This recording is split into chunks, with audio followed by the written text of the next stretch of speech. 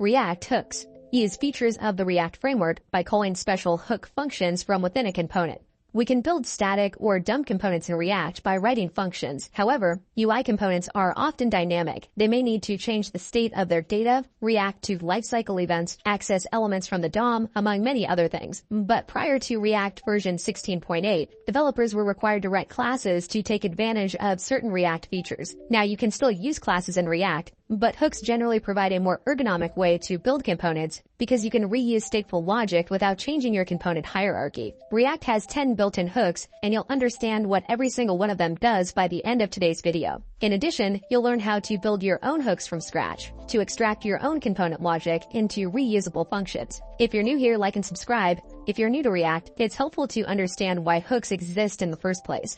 In the past, stateful logic, or data that changes within the application, was tightly coupled to a class-based component. That means in order to work with reactive data, you needed to create a component. That seems reasonable, but what it led to in reality was a complex tree of nested components. No, don't like that.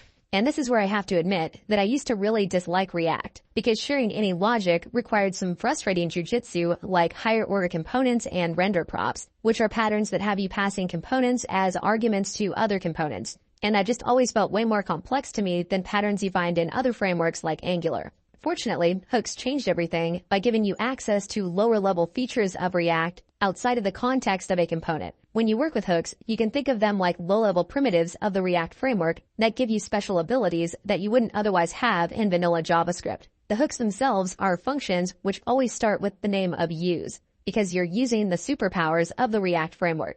Now, before you start using hooks, there's really just one rule you should be aware of, and that's to only call them at the top level of a functional component. They don't work inside of regular JavaScript functions, nested functions, loops, or anything like that. The only exception to this rule is when building your own custom hooks, which we'll look at towards the end of the video. Now the question becomes, what do these primitives or hooks actually do? Let's break them down one by one, starting with useState.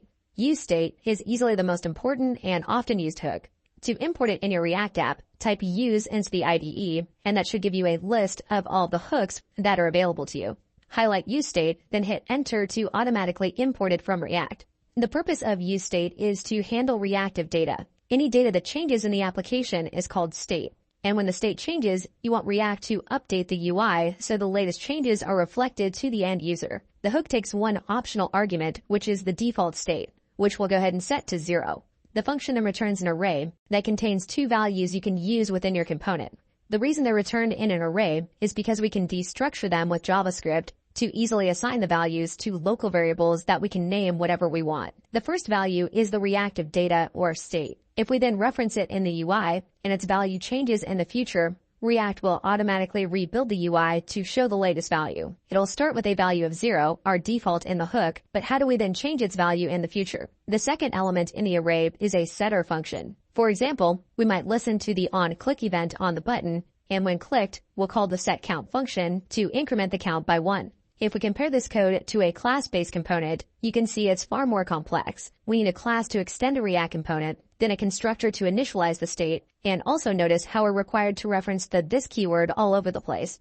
useState, in my opinion, is a much cleaner solution. Now we're ready to tackle the second most important hook, useEffect, which also happens to be one of the most confusing. And in order to understand it, you first need to understand the component lifecycle. Here in our old class component, we're implementing methods to handle different lifecycle events. Here's a simplified breakdown of the component lifecycle. The component is added to the UI or mounted, which can only happen once. Then reactive data on the component can change, or it's updated, which can happen multiple times. Then finally, at some point, the component will be removed from the UI or unmounted. Now keep these 3 lifecycle events or side effects in mind as we talk about the useEffect hook, which allows us to implement logic for all of them from within a single function API. useEffect is a function that takes a function you define as its first argument. React will then run your function or side effect after it has updated the DOM. With the current implementation, it will run this function anytime stateful data changes on the component. That means it'll run once when the component is initialized with the default value, then run again each time the state or count is updated. In most cases, though, you'll likely want more fine-grained control over that behavior. For example, imagine we need to fetch data when the component is first initialized, then update the state asynchronously after the data has been fetched. This code would result in an infinite loop, because every time we do the fetch, we then update the state, which then triggers another fetch, and so on forever. The way we address this is by adding a second argument to useEffect, which is an array of dependencies.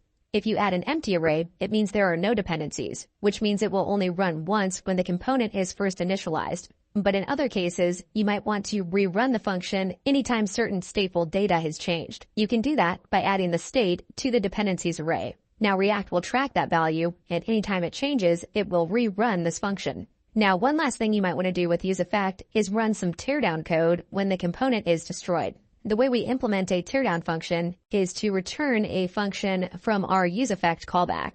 React will take the function returned here, then call it when the component is destroyed. And with that, let's move on to our next hook, useContext. This hook allows you to work with React's context API, which itself is a mechanism that allows you to share or scope values throughout the entire component tree. Let's imagine we have an object called moods that can be happy or sad. To share the current mood across multiple disconnected components, we can create a context. One part of the application might be happy, so we use a context provider to scope the happy mood there. Now, any child component inside of it can inherit that value without needing to pass props down to the children. And that finally brings us to the useContext hook. It allows us to access or consume the current value from the context provider, which might live many levels higher in the component tree. Reading a parent value with useContext is much easier than passing props down through multiple children. Now, if the mood changes from happy to sad in the parent provider, the value here will be updated automatically. Now, if you've ever used React Context in the past, you've likely used the consumer component. The useContext hook is basically a cleaner replacement for the consumer. And now let's switch gears to useRef. This hook allows you to create a mutable object that will keep the same reference between renders. It can be used when you have a value that changes, kind of like setState, but the difference being that it doesn't trigger a re-render when the value changes. For example, if we tried to build a counter button with useRef, we could reference the current count by calling count.current. However, when we click the button, the count would never change in the UI because useRef doesn't trigger a re-render like setState does. So that can be useful when you need a mutable value. But a more common use case for useRef is to grab HTML elements from the DOM. We can start by creating a null reference called myButton, then connect it to the raw HTML button using the ref attribute. From there, we can reference the HTML button in a function to call native DOM APIs like click in this example, which would programmatically click the button. The bottom line is that when you need to grab an element from the DOM, useRef is the hook you're looking for. The next hook we'll look at is a pretty scary one, useReducer. But what it does is actually very similar to setState. It just goes about it in a different way using the redux pattern, which works like this. Instead of updating the state directly, you dispatch actions that go to a reducer function, and that reducer function determines how to compute the next state. Now, just like useState, useReducer returns an array of two values, with the first value being the reactive state that you want to show in the UI. The second value is where things get different. Instead of a function that updates the state, you're given a function that can dispatch an action. An action is just an object that has a type, which can be any string you want, and an optional data payload. You might dispatch an action when a button is clicked, which will trigger your reducer function. The reducer function is something you define and pass as the argument to the useReducer hook.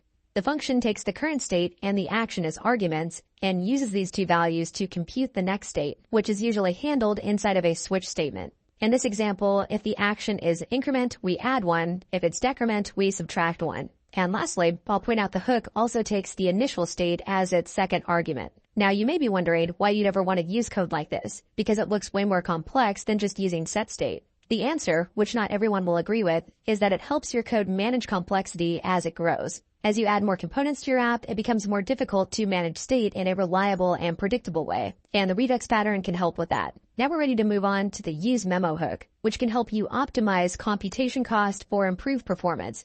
But keep in mind that you don't want to prematurely optimize performance. So think of this hook as an opt-in tool to deal with expensive computations that you know are hurting performance.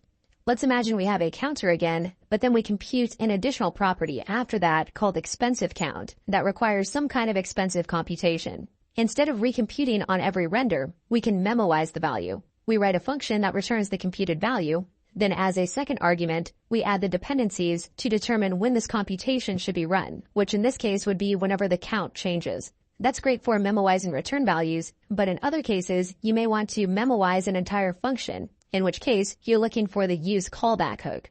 When you define a function in a component, a new function object is created each time the component is re-rendered. Usually this isn't a big deal for performance, but in some cases, you may want to memoize the function. A common use case is when you pass the same function down to multiple child components. By wrapping the function in useCallback, we can prevent unnecessary re-renders of the children because they'll always be using the same function object. Now let's switch gears to one of the more confusing hooks, useImperativeHandle. If you build a reusable component library in React, you may need to get access to the underlying DOM element and then forward it so it can be accessed by the consumers of your component library. You can access a native DOM element with the useRef hook that we showed earlier.